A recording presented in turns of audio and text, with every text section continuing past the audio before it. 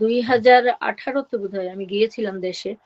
তখন অনেক গেলে যা হয় ছেলেদের আমাদের বাচ্চারা তারাও আন্দোলন করে। আমরা তো আন্দোলনে আছি আজকে 28 বছর ধরে।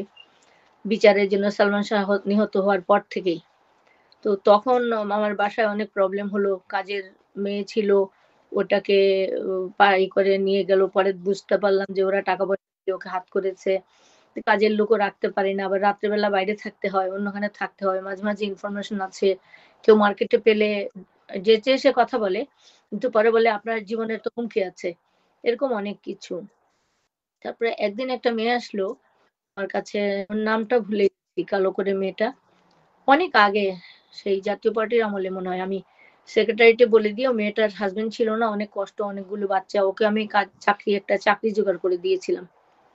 তো ও বোধহয় আওয়ামী লীগের নেত্রী শেখ হাসিনার হাতে আমাদের প্রধানমন্ত্রীর বাসায় কাজ করত, রান্না-টান্নার কাজে সহযোগিতা করত।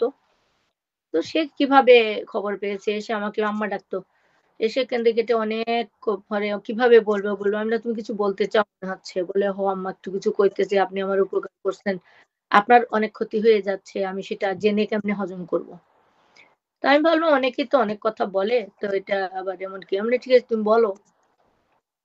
তখন খুব আমাকে জড়ায় ধরে বলল যে, "না আপনি আমার কথা শুনবেন এবং সিরিয়াসলি নিবেন। আমি ছোট মানুষ কিন্তু সিরিয়াসলি আপনি নিবেন।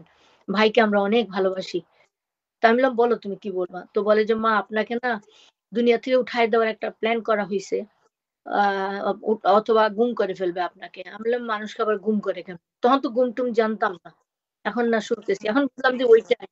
এখন শুনলাম যে ওইটাই ওই আয়নাঘরই ওখানেই ওরকম কিছু একটা করতেছে। 2018 তে। তো আমি তারপরে সে চলে গেল। পরের দিন আবার এসে বলল, "আম্মা আপনি কিছু একটা করেন। আপনি বেশিদিন থাইকেন না।" তো আমি বললাম, "কেন রে?" বলে, "ওরা অনেকদিন ধরে আপনারে শেখ হাসিনা জোর করে আপনারে অল্প সময়ের মধ্যে নিছিল আওয়ামী লীগে।" কারণ আমি বুঝছিলাম জাতীয় পার্টিতে আমি তখন আমার ছেলের বিয়ের দাওয়াত দিতে গেছি। আমার হাসব্যান্ড আমাকে ফোন করলেন যে, "তুমি কোথায়? কোন এরিয়ায়?" তো আমি বললাম যে, "আমি এই জায়গায় ধানমন্ডি এদিকে আছি।" বলে, "তাড়াতাড়ি বাসায় আসো দরকার আছে।" বাসায় এসে দেখলাম অনেক হাজারো-টাজারো গাড়ি বাইরে লাইন। দারোয়ানকে জিজ্ঞেস করলাম, "এখানে কি হইছে?" বলে যে, "প্রধানমন্ত্রী আসছে আপনার বাসায় শুনছি।" তা আমি তো হতভম্ব হয়ে গেলাম। ভিতরে গিয়ে দেখলাম জাফর ইমাম ঐদিন যোগদান করতেছিল আওয়ামী লীগে। তো জাফর ইমাম একটা গাড়িটার ভিতরে ঢুকছে, বাকি সব গাড়ি বাইরে। তো ও প্রধানমন্ত্রী আমার হাসব্যান্ডের সঙ্গে ফোনে কথা বলছেন। আর ওকে পাঠাইছেন আমাকে নিয়ে যেতে। তো আমি একদম হতভম্ব। আমার হাসব্যান্ড বলল, "রেডি হও নাহলে অন্যরকম অসুবিধা হতে পারে আমাদের।" তা আমি গোসল করে উঠে ওইভাবে একদম মানুষ স্বাভাবিকভাবে আমরা কোথাও যেতে একটু লিপস্টিক তো লাগাই। একটু নিজের পরিবর্তন হওয়ার জন্য, একটু ফ্রেশ থাকার জন্য। কিন্তু তাও করি নাই। ওইভাবেই গেলাম উনার এখানে। ওইভাবে উনি আমাকে যোগদান করালো এবং ঐদিন যোগদান করলে মানুষ যে ব্যক্তি যোগদান করে জাফর ইমাম বক্তৃতা করলো। উনার আগে আমি যে ছিলাম বসা প্রধানমন্ত্রী, তারপরে জোহরা তাজউদ্দিন, তারপরে আমি, তারপরে জাফর ইমাম এভাবে। তো বক্তব্যের সময় আমার বক্তব্যের সময় উনি উঠে আমাকে বললেন যে ৫ টা মিনিট মাত্র মাগরিবের বাকি আছে। আপনি কিছু বললেন না। এখন আমি বলে ফেলি। তখন কিন্তু পাবলিকের কাছ থেকে ডিমান্ড আসছিল নীলা চৌধুরী বারবার মানে বক্তৃতাটা শুনবে। আমি যোগদান করছি। তো ও বা তখন উনি বলল যে, "না নিলে যদি আরেকদিন বলবেন আজকে মাগরিবের সময় হয়ে গেছে। আমি এক বক্তৃতা করে শেষ করছি।" এই যে শুরু হলো আমাকে কোনদিন কিন্তু মাইক আর দিল না উনি। আর তারপরে আমাকে খুব ক্লোজ করে রাখতো। কখনো, কখনো পার্টির লোকজন দেখতাম বড়, বড় নেতারা সুরঞ্জিত সেন, তারপর এই যে হাসান মাহমুদ, তারপরে এরা অনেকেই হঠাৎ করে আমার বাসায় চলে আসতো। আমার কাছে একটা দিন খটকা লাগলো যে এরা আমার বাসায় এত আসে কেন?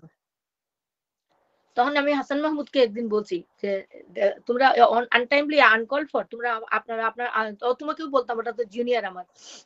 কেন আসো? বলে, "আপা একটু চা খাইতে আসি, একটু করতে।" আমি বললাম, "না, আমি পছন্দ করি না।" বলে ওর সামনেই আমি আমার গেটের দারোয়ানকে বলে দিলাম, আমি তখন কলাবাগানে ছিলাম। যে আর কেউ আসলে আমাকে না জিজ্ঞেস করে ঢুকতে দিবে না। সেখানে যদি প্রধানমন্ত্রীও হন বা আমার বাপ ভাই কেউ হয়, কাউকে ঢুকতে দিবে না। বলে ওকে বললাম যে, "না আর আসবে না।" আমি বুঝলাম যে আমাকে এটা বদনামি করার জন্য এটা করা হচ্ছে। তারপরে ওই মেয়েটা যখন এটা বলল, তারপরে আমি ফ্লাইটের ডেট আগাইয়া আমি চলে আসলাম এখানে। এখানে এসে তো আমি আমার জন্য আমি অ্যাসাইলাম এর ব্যবস্থা করলাম। আমি থাকলাম যেখানে আর কোনভাবে আর যাব না। এখনো যাই নাই। তাইলে আমাকে ওইভাবেই গুম করে ফেলা হইতো। এখন তো শুনে আমি শিউরেও যাচ্ছি। আমার ভয় লাগতেছে। তারপরে আমার ছেলের উপরে আমার ছেলে তো লন্ডনেই। আমার ছেলে, আমি এবং আমার ভাই আলমগীর কুমকুম যে কেসটা নিয়ে লড়াচড়া করে।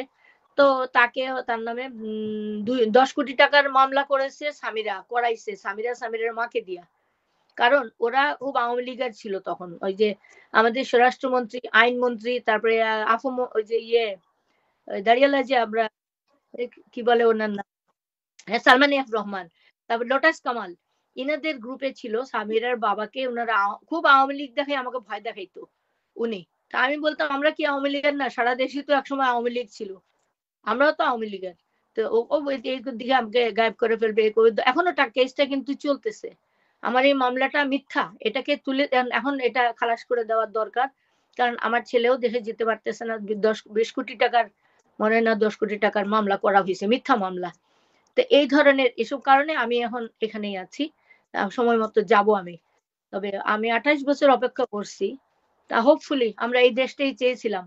আমরা ছাত্র হিসাবে আজকে যে আন্দোলন হলো 24-এ, সেই আন্দোলন আমরা 71-এ 70-এ করেছিলাম। তার আগে 65 থেকে আমরা স্কুল জীবনে, 70-এ তো তখন তো আমরা বড় বিয়ে হয়ে গেছে আমার। তো আমরা চাই এই স্বাধীন দেশটাতে ইনশাল্লাহ সব বিচার হবে, সব বিচার হবে। আল্লাহর হুকুম। প্রধানমন্ত্রী অনেকভাবে আমাকে ঠকাইছেন, অনেকভাবে আমাকে নির্যাতিত করছেন, আমাকে খুব হিংসাও করতেন উনি। বুঝি এখন কোনো একটা জায়গায় উনি আমাকে প্লেস দেন নাই।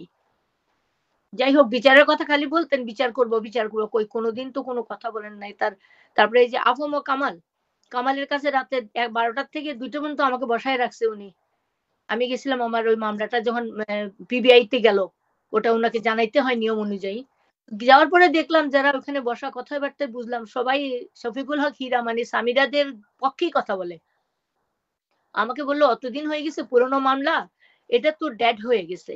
তো ওখানে অনেক রাতে 2টার সময়, তখন আমি বললাম যে কামাল সাহেব আপনার কাছে আমি পক্ষপাতিত্বের জন্য আসি নাই, আপনি হোম মিনিস্টার, আমার মামলাটা পিবিআই তে গেছে, আপনি একটু ওনাকে বলবেন উনি যেন সঠিকভাবে বিচারটা করেন। তো এইভাবে হেলাফেলা করে করলো উনি। যাই হোক 2:30টার সময় আমি ফেরত আসলাম। তারপর বনোজ কুমারের ওখানে যখন যেতাম কোনো ফাইলের কোনো কাজে বা দেখা করে কথা বল, বনোজ কুমার অনেক বাজেভাবে আমার সঙ্গে কথা বলতো, রাফ ভাবে এবং খুব রাগান্বিত হয়ে। বনোজ কুমার এরা কোথায় এখন?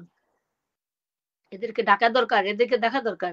শফিকুল হক হীরা, সামিরা, আমার ছেলের বউ, আমার ছেলে খুন হইলো, ওই ঘর থেকে একটা দিনের জন্য তারা অ্যারেস্ট হইলো না। এটা কি ধরনের কথা? তারপরে যদি জিজ্ঞাসাবাদ করে জামিনে ছাড়তো তাও বুঝতাম যে হ্যাঁ ন্যায়ের পক্ষপাতিত্ব, কোনো ন্যায় হলো। আজ পর্যন্ত কাউকে কিছু করা হলো না, কিচ্ছু জিজ্ঞাসাবাদ করা হলো না। তারপরে এই যে ফিল্মের মানুষ, এই যে আপনি সোহানুর রহমান সোহান এখন মারা গেছে, তারপরে আরো অনেক আছে, এদেরকেও এখন আইনের আওতায় আনা উচিত, এখন সুযোগ আছে।